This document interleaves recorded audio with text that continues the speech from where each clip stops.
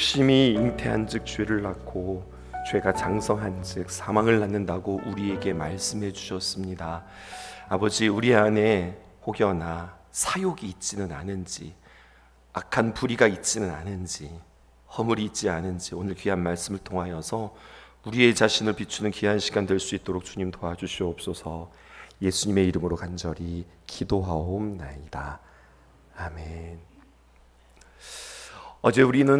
어제 말씀을 통하여서 나아만 장군이 어린아이와 같이 순종했을 때에 그의 살이 어린아이와 같이 회복되었던 이야기를 우리는 본문을 통해서 만나게 되었습니다.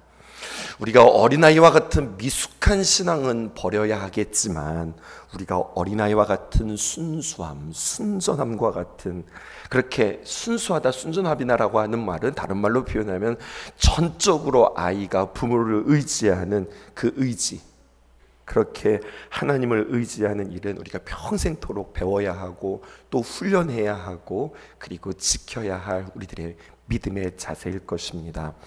오늘 첫 번째로 보게 되어지면 15절에서 시작하여서 우리가 19절까지 보게 되어지는데요, 나아만의 거절과 그리고 엘리사의 거절과 나아만의 충절을 맹세하는 이야기가 성경에 기록되어 있습니다. 하나님의 사람 엘리사의 집에 찾아갔을 때에 엘리사의 종을 통하여서 요단강에 몸을 7번 씻으라 그가 명받았을 때 사실은 불쾌했다고요. 그는 엘리사가 와서 자신에게 직접 맞이해주고 환대해주고 그가 안수해주기를 바랬거든요. 그런데 그냥 자신에게, 그것도 종을 통하여서 띡 나온 이야기가 저기 요단강에 가서 7번 목욕해라라고 하는 이야기, 그것이 그에게는 굉장히 불편했는데요, 15절에 그가 이렇게 이야기하죠. 내가 이제 이스라엘 외에는 온 천하에 신이 없는 줄을 아나이다. 청하건대 당신의 종에게서 예물을 받으소서. 그가 고침을 받고 감사의 표현을 하고 있는 모습을 오늘 성경을 통해서 보게 되었습니다. 완전 달라졌죠. 여러분, 이것을 간증이라고 하는 거예요. 자만과 교만으로 가득 차서 선지자가 마중 나와 영접하기를 기다렸을 때의 모습, 그리고 거기에서 실망하였을 때에 그가 분노했던 모습과는 전혀 다른 모습, 완전 딴판인 모습을 우리는 보게 되었습니다. 그가 자기의 병거로부터 내려와서 하나님의 종 엘리 앞에서는 그 겸손한 모습, 그리고 그 앞에서 자신의 머리를 조아리는 모습은 참으로 아름다운 모습이라 할 수 있겠습니다. 치료받고 그 마음 가운데 감격하면서 그 감격은 감격으로 끝나는 것이 아니라 감격은 감사로 이어지는 내용을 우리는 보게 되었습니다. 그의 마음에 회개하는 마음으로 가득 차게 되었죠. 감사하는 마음은 믿음의 열매다. 우리는 이렇게 이야기할 수 있습니다. 하루를 살아가면서 오늘 이 말씀 우리가 이렇게 만나면, 그래, 나도 오늘 나아만 장군처럼 참 감사하면서 살아가야 되겠다. 다시 한번 오늘 다짐하고 주님 앞에 감사의 귀한 고백들이 오늘 여러분들과 저에게 있기를 원합니다. 또 감사한다라고 하는 말은요, 내가 집착하고 있는 것 가운데에서 드디어 내가 자유케 되었다라고 하는 뜻이기도 됩니다. 믿음이 약해지잖아요. 신기하죠. 믿음이 약해지면 믿음이 약해지는 것으로 끝나는 것이 아니라 다른 것을 믿게 되어져요. 이 원리를 한번 잘 생각해 보세요. 내가 하나님을 바라보고 하나님을 믿는 믿음들이 약해진다. 그러면 그렇게 하나님을 바라보는 믿음만 약해진 게 아니라 다른 믿음이 강해지는 거예요. 다른 대상이 강해지는 거예요.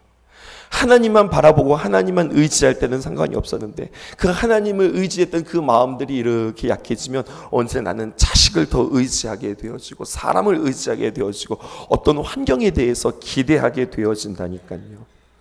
불만과 원망과 불평이 가득하지만 감사하게 되어지면 비로소 주님 안에서 자유케 되어짐을 우리는 경험하게 되어질 것입니다.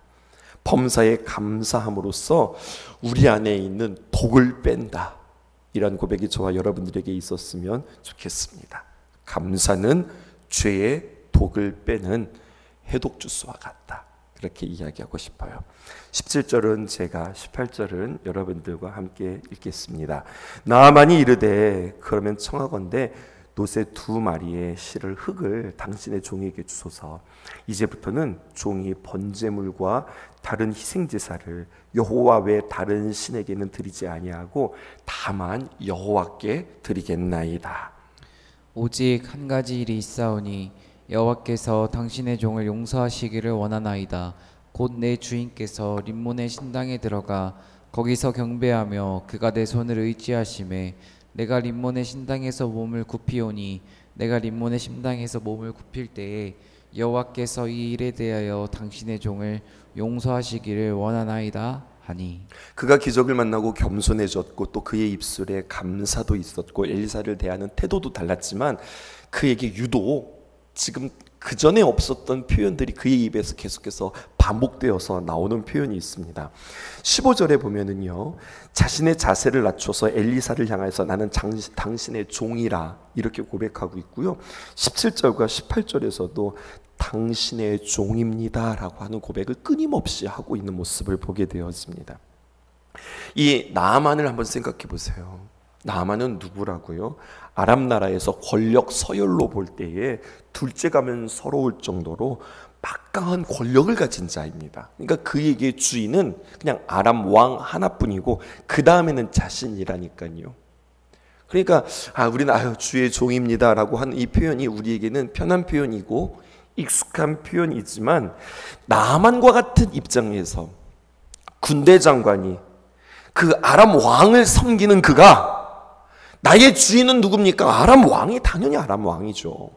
근데 그렇게 고백하지 않고 나는 당신의 종입니다 라고 고백하는 것은 우리가 조금 새롭게 이 고백이 들려지는 겁니다. 쉽지 않은 고백이라는 거예요.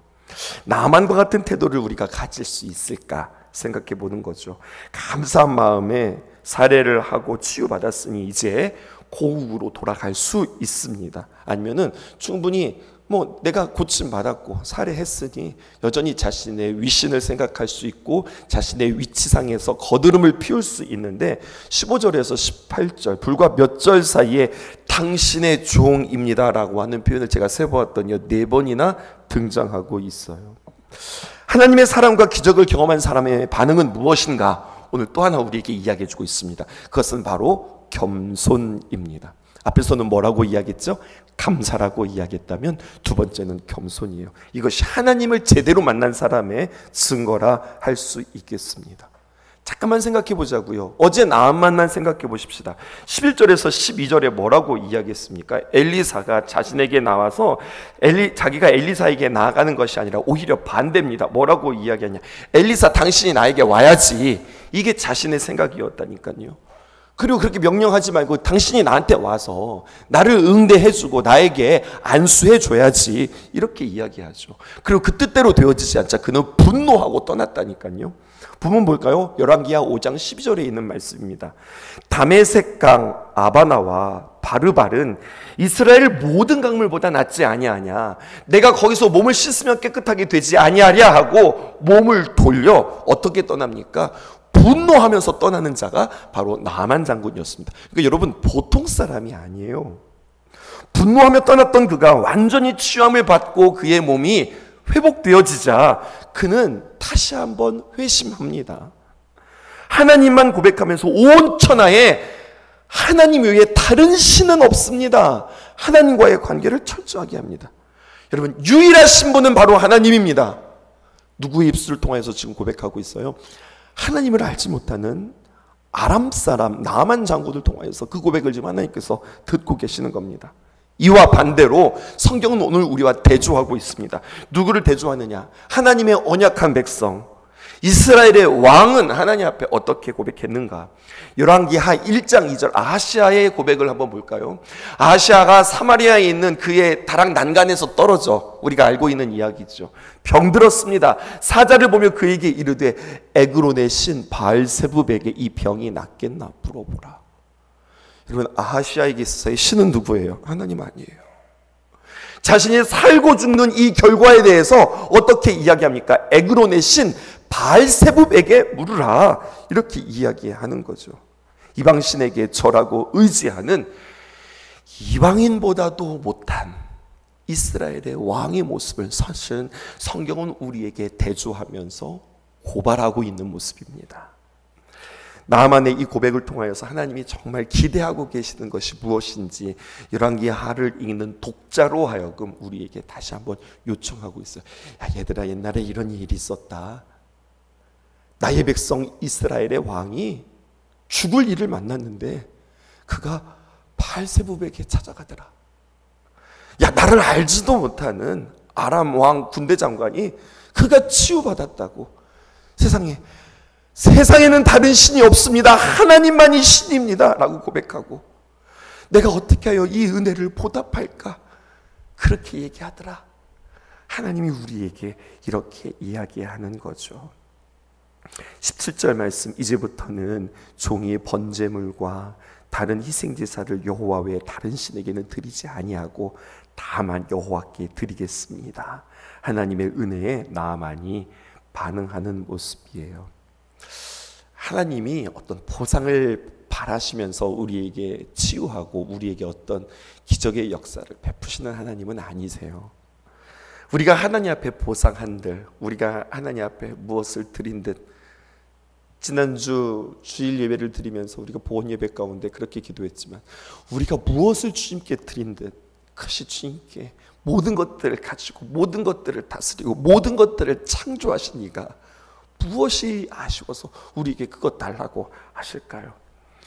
하나님은 언제나 하나님의 사람들을 사랑하시고 언제나 오히려 우리에게 못 주어서 오히려 긍휼히 여기시는 그런 하나님이죠. 하나님과 나 사이에 거래하려고 하지 마라. 다시 한번 우리 마음속에 생각해야 하겠고요. 하나님은 어떤 물질이 아니라 그 물질에 담긴 그 마음의 자세와 그 마음의 고백을 하나님께서 들으신다는 겁니다. 그러니 여러분, 우리가 주님 앞에 드려지는 귀한 예물에 다시 한번 여러분들의 마음이 쏟아지기를 주님의 이름으로 축복해요. 여러분, 봉투가 준비되어져 있잖아요. 미리 조금 이렇게 가져가세요. 교회에서 많이 준비할 테니까. 그리고 감사의 헌금을 넣으면서 그냥 주일이다 감사 헌금 넣고 주일 헌금 넣고 11조 헌금 넣고 막 이렇게 해서 막 그냥 부지런히 가져오는 게 아니라, 심지어는 저 앞에 가지고 막 지갑에서 헌금을 꺼내가지고 우리가 주님 앞에 준비할 수도 있는데요. 우리가 더 집에서부터 토요일은 주일을 준비하는 예비일이라. 몸도 다시 한번 정결하게 목욕도 하고, 주일날 내가 입을 옷도 딱 걸어놓고 내가 주님 만날 그 데이트하는 날을 준비하는 거죠. 헌금도 준비하고, 그렇게 주님 앞에 우리의 마음들을 잘 준비하고 정성껏 드려지는 그 마음, 하나님께서 기뻐하시는 예배자의 모습 아닐까요? 다시 한번 우리는 주님 앞에서 어떻게 나아갔던가 점검하는 저와 여러분들 되었으면 좋겠습니다. 두 번째는요, 그런데 이렇게 참 은혜롭고 아름다운 이야기 가운데 언제나 마귀가 틈타요. 엘리사의 종 게하시의 이야기가 오늘 성경에 기록되어 있습니다. 20절에 있는 말씀 여러분들의 목소리로 함께 읽겠습니다. 시작. 하나님의 사람 엘리사의 사환 게하시가 스스로 이르되 내 주인이 이 아람 사람 나아만에게 면하여 주고 그가 가지고 온 것을 그의 손에서 받지 아니하였도다. 여호와께서 살아계심을 두고 맹세하노니 내가 그를 쫓아가서 무엇이든지 그에게서 받으리라 하고. 사랑하는 성도 여러분, 오늘 말씀 보면 게하시의 문제, 언제나 문제는 한꺼번에 와르르 무너지지 않거든요. 작은 틈이 생겨서 그 틈부터 시작해서 무너지고 그래서 결국 왕창 무너지는 이야기거든요. 오늘 보면 그의 첫 번째 무너지는 이야기가 성경에 기록되어 있어요. 그것은 먼 데 있지 않습니다. 그가 무슨 큰 잘못을 한 게 아닙니다. 오늘 여기에서부터 무너지는 겁니다. 뭐라고 이야기하냐, 맨 윗줄에 보면은요, 20절 다시 한번 띄워주실까요? 게하시가 뭐라고 스스로 이르되, 혼자 말했다는 거예요. 혼자 생각하고 혼자 내 생각에서, 하나님 없이 내 생각으로 내가 이르되. 여러분, 여기에서 문제가 생기는 겁니다. 엘리사가 나만의 예물을 거절하자 그 옆에 있는 게하시가 열이 나는 겁니다. 불치병인 문득병을 고치고도 나만이 아무런 보상을 하지 않고 그냥 돌아가는 것을 자기가 용납할 수 없다는 이야기예요. 자기 생각에 그런 겁니다. 엘리사가 거절한다고 그냥 가는 것이 자신의 생각에는 말이 안 되는 거예요. 여러분, 이것을 요즘 젊은이들 말로 뭐라고 이야기하냐? 선 넘는 거예요. 왜 게하시가 그걸 가지고 자기가 분노하고 이거는 아니라고 이야기하고 왜 자기가 열이 날까요? 안 되겠다. 나라도 가서 받아야 되겠다. 지금 이런 이야기가 성경에 기록되어 있습니다. 자기 생각에 그런 거예요. 엘리사가 거절을 한다고 그냥 가는 것이 말이 되지 않는다. 자신의 생각이 그런 거예요. 그래서 나도 가서 받아내야 되겠다. 그래서 게하시는요, 나아만이 뒤를 쫓아갑니다. 그리고 거짓말을 해요. 뭐라고 이야기하냐? 엘리사 선지자가 달라고 합니다. 달라고 합니다. 그래서 뭐를 달라고 하냐? 구체적으로 금액도 말해요. 은 1달란트와 2벌 옷을 요청했습니다. 나아만은 그래요? 그러지 않아도 내가 무엇으로 보답할까라고 했는데 그렇게 구체적으로 이야기해줘서 너무 고마워요 라고 이야기하면서 은 2달란트와 2벌의 옷을 줍니다. 게하시는 하나님이 무엇을 원하는가 이거를 알지 못했어요. 하나님은 무엇을 원했는 줄 아십니까? 여러분, 하나님이 무엇을 원하셨을까요? 원하신 게 있어요. 그건 무엇이냐면 나만의 예물을 원하는 것이 아니라 하나님은 나만을 원하는 겁니다. 나만의 마음을 원하는 겁니다. 이것이 하나님의 마음입니다. 그리고 한 가지 더, 엘리사가 거절했어요. 이것도 그냥 뭘 그런 걸 가지고 그래, 그냥 아니에요. 엘리사가 나아만에게 가르쳐주고 싶은 것이 있어요. 그것은 바로 무엇이냐? 하나님은 너희들이 믿는 그러한 신들과 다른 하나님이시다. 하나님은 어떤 하나님이시냐? 은혜의 하나님이시다. 이것을 가르쳐주고 싶었던 거예요. 하나님의 은혜는 거저 주시는 것이다. 값없이 주시는 것이다. 이것을, 그 은혜라고 하는 개념조차 알지 못하는 이방 사람 나아만에게 하나님의 긍휼, 하나님의 은혜를 그에게 가르쳐주고 싶었던 거예요. 그래서 예물을 거절한 겁니다. 이 땅에는요, 은혜의 법칙과 보상의 법칙이 있어요. 보상의 법칙은 무엇입니까? 내가 수고한 만큼, 봉사한 만큼 내가 받는 것이에요. 신세졌다면 반드시 정산하고 갚는 것, 여러분, 이것이 보상의 법칙이에요. 근데 여러분, 은혜의 법칙은 무엇일까요? 베푼 은혜에 대해서 돌려받지 않는 겁니다. 거저 주었기 때문에 그렇습니다. 하나님께서도 우리에게 거저 주셨기 때문에 우리 또한 하나님께 기꺼이 하나님, 내가 주님 앞에 드립니다, 이러한 고백이에요. 은혜는 물질로 보상할 수 없다. 오직 자신의 마음으로 그 은혜를 갚는 것이고, 감사한 마음으로 그 은혜를 갚는 것이고, 내가 하나님 앞에 이런 사랑을 받았으니, 그 다음 중요한 거예요. 나는 나보다도 더 못하고 혹은 도움이 필요한 그 이웃에게 어떻게 은혜를 베풀며 살까? 아멘이십니까? 여러분, 이게 중요해요. 이게 축복의 통로라는 이야기예요. 많은 사람들이 축복의 통로를 어떻게 생각하냐면, 하나님 나에게 정말로 많은 은혜를 주시면, 근데 은혜는 무엇이냐 이렇게 이야기하는 거예요. 하나님이 나에게 은혜를 주셨다, 하나님께서 나에게 복을 주셔서 내가 부자가 됐다는 거예요. 내가 뭐가 많이 생겼다는 거예요. 그래서 하나님 나에게 모든 어떤 것들이 많이 생겨서 이것을 내가 다른 사람들에게 나누어주는 복의 통로로 살아가겠습니다, 이렇게 생각하는 거거든요. 나누는 것을 물질로 한정한다니까요. 나에게 어떤 힘이 생기면 그걸 가지고 그냥 두루두루 사람들을 도와주면서 살피면서 살겠습니다. 그 은혜의 통로라고 하는 것이 물질로 한정시키고, 그리고 어떤 힘으로 우리가 한정시킨다니까요. 그런데 그게 아니에요. 이미 우리는 그래, 내가 언제 복의 사람이 되지? 그게 아니라 이미 우리는 예수 그리스도를 받은 자로서 복의 사람이 된 거예요. 하나님의 은혜 감사합니다 라고 고백하는 사람은 그렇게 하나님께 은혜를 감사하고 고백하는 것으로 끝나는 것이 아니라, 이것을 어떻게 내가 만나는 사람들에게, 나의 공동체에게, 이것들을 어떻게 그 마음을 잘 흘려보낼까, 이것이 은혜 받은 자의 모습이라고 하는 거죠. 눈에 보이는 것보다 눈에 보이지 않는 것을 더 소중하게 여기시는 그 하나님 앞에, 물질보다 사람이 더 좋고, 하나님은요, 돈보다도 하나님과의 교제, 하나님과 나 사이의 관계를 더 중요시 여기시는 겁니다. 이것을 누가 몰랐어요? 게하시가 알지 못했어요. 너무 아쉽죠. 전 이게 너무 아쉬운 거예요. 하나님의 사람 게하시, 하나님의 사람 사환이었던 게하시, 하나님의 역사와 하나님의 은혜와 놀라운 것들을 하나님의 사람을 옆에서 수발했던 이 게하시가 이걸 모르다니 너무 아쉬운 거죠. 기어이 하나님의 은혜를 결국 돈으로 바꿔버리고 말았습니다. 하나님은 나아만의 것을 갖기 원하셨던 게하시에게 나아만이 가지고 있었던 무엇을 주었을까요? 문둥병을 줍니다. 여러분, 이 이야기입니다. 하나님의 나라는요, 하나님의 것을 받은 사람은 계산하여서 그만큼 받은 것을 돌려주는 것이 아니다. 하나님의 귀한 은혜에 감사한 마음, 겸손한 태도로 살아가는 것이다. 이것을 여러분들에게 이야기했죠. 근데 한 가지 더 보십시다. 세 번째 보면은요, 게하시에게 임한 그 납변의 이야기를 한 번 더 다루어야 할 거예요. 이 부분 되게 중요한 거예요. 24절에서 25절 제가 25절 여러분들입니다. 언덕에 이르러서는 게하시가 그 두 물건을 두 사환의 손에서 받아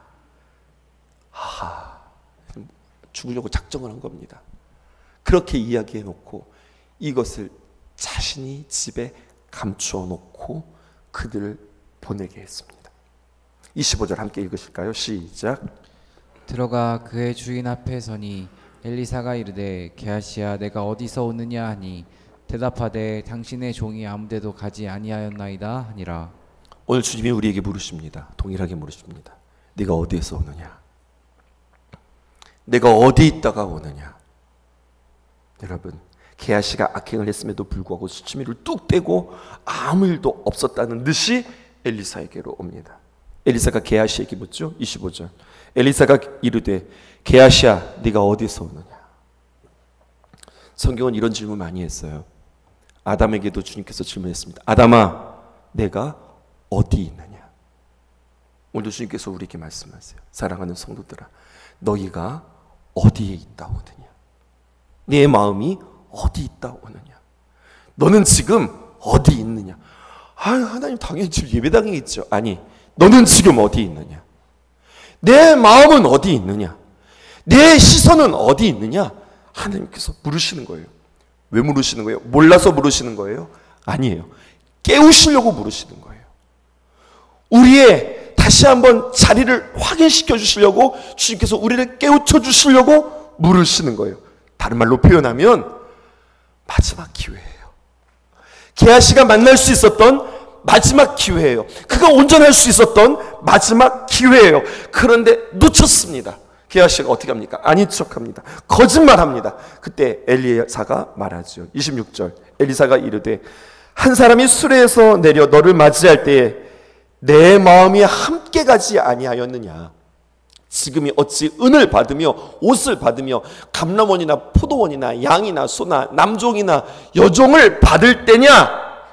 여러분, 엘리사는 다 알고 있었습니다. 27절. 그러므로 나만의 납병이 내게 들어 내 자손을 미쳐 영원토록 이르리라 하니 게하시가 그 앞에 물러나매 납병이 발하여 눈같이 되었더라. 놀랍죠? 나만이 문둥병이 걸렸던 것뿐만 아니라 그의 자식까지도. 성경 다시 한번 보세요. 27절. 납병이 내게 들어 그 다음에 내 자손에게 미친다. 이렇게 이야기하고 있어요. 내 마음이 함께 갔다라고 하는 것은 엘리사의 마음이 함께 갔다는 것을 말하는 것이 아니라 옛날 성경, 개혁 성경에는 이렇게 표현했어요. 내 심령이 감각되지 않았느냐? 내 영이 너와 함께 있지 아니하였느냐? 이렇게 이야기해요. 하나님 앞에 나아갈수록 나아만 장군은 하나님의 영의 감각이 밝아지는 자가 되었고요. 게하시는 하나님의 영에 점점 어두운 자가 되었다. 지금 이것을 또다시 한번 성경은 우리에게 대조해서 보여주고 있어요. 그냥 어두워진 거 아니죠. 어디서부터 어두워졌을까요? 자신의 마음에서 끓어오르는 욕정과 욕심을 잠재우지 못한 데에서 그 감각이 어두워진 것입니다. 지금 받을 때냐? 앞에서 보실까요? 지금 쭉 무슨 이야기가 있었죠? 지금 우리 열왕기하를 얼마 걸어가지 않았는데 한번 복기해 보자고요. 하나님은 어떤 하나님이십니까? 가난한 자에게 기름을 채워주시는 하나님, 자식이 없는 자에게 자식을 주시는 하나님, 선지 생도들의 배고픔을 아시고 그들이 못 먹을 국을 먹게끔 만드시는 하나님, 고통을 들어주시는 하나님, 죽은 자를 살리시는 하나님, 이렇게 하나님은 우리에게 은혜를 베풀어 주시는 하나님이세요. 아멘이십니까? 그런데 성경은 우리에게 한 가지를 더 이야기합니다. 우리에게 은혜를 베풀어 주시는 하나님일 뿐만 아니라 우리는 이 하나님만 아는데, 오늘 하나님은 어떤 하나님이시냐? 우리의 죄에 심판하시는 하나님. 우리에게 기회를 주었음에도 불구하고, 돌아올 시간들을 그에게 주었음에도 불구하고 그것들을 놓칠 때 심판하시는 하나님입니다. 27절의 하나님을 우리는 놓치고 살아가고 싶다는 거예요. 하나님의 진노도 잊지 않는 저와 여러분들 되어지기 원합니다. 이 모든 내용이 십자가에 다 담겼습니다. 십자가를 바라볼 때 여러분들에게 지금 매 주일마다 강조하는 부분은 사실 이겁니다. 모든 내용은 십자가의 사건과 같이 이해하셔야 합니다. 십자가는 하나님의 은혜임과 동시에 하나님의 진노가 나타난 자리가 바로 십자가라고 하는 사실입니다. 무엇에 대해서 진노하신 겁니까? 사람의 죄에 대해서 진노하셨고, 사람의 죄에 대해서 은혜를 갚으신 자리가 십자가라는 겁니다. 게하시가 하나님의 은혜를 왜곡시켰고 탐욕을 채우고 있었던 거예요. 게하시의 이러한 영적인 둔감함을 버리고 나만의 영적인 민감함을, 나만의 그 겸손을, 나만의 그 감사를, 그 나만의 깨어있음을 다시 한번 우리 안에 생각하는 저와 여러분들 되기를, 하나님의 이름을, 하나님의 사랑을, 그 하나님의 은혜를 왜곡시키지 않는 삶을 살아가는 저와 여러분 되기를 주님의 이름으로 축복하고 또 축복합니다. 기도하겠습니다.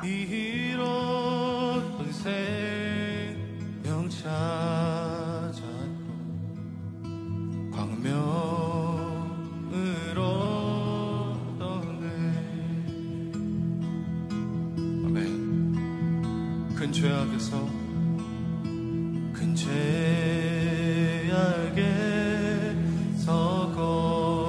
건지신 주를 내고 마음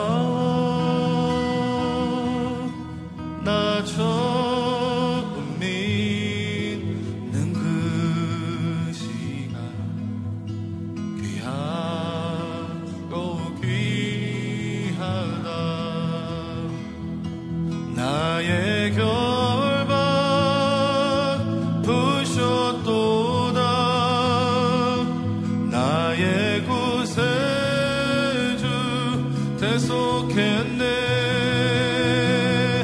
넘쳐나는 주의 자비, 주의 사랑, 주의